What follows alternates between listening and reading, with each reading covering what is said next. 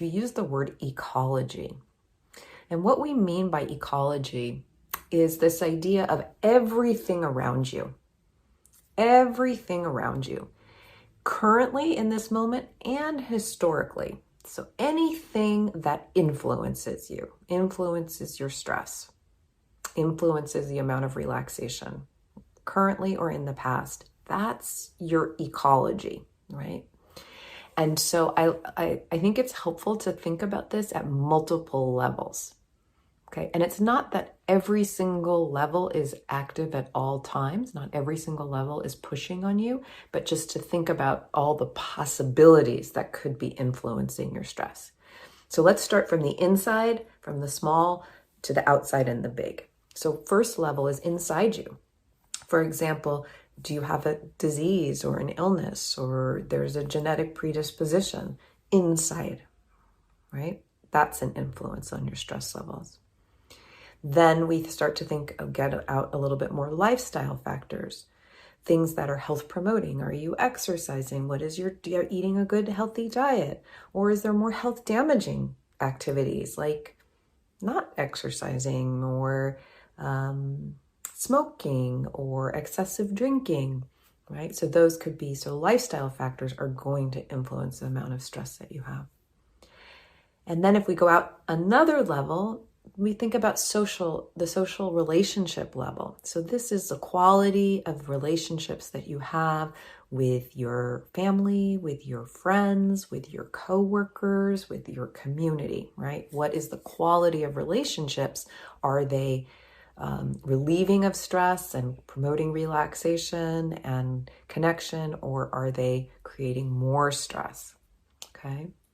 And then if we go out another layer, we look at the neighborhood level. Like, what do you have parks in your neighborhood? What is the air quality like? Is there a lot of pollution?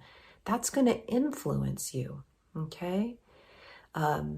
We know that like being able to have access to nature and green space really helps people lower their stress. And that might just not be in your neighborhood.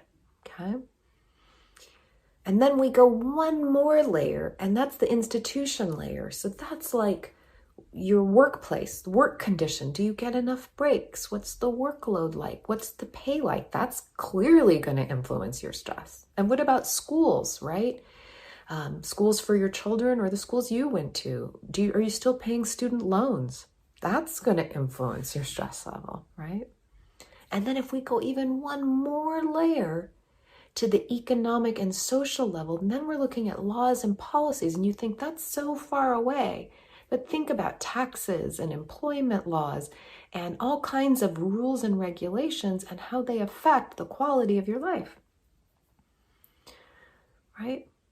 So that seems like a lot to think about. And maybe you say, wow, that's even more stressful to think about it, right?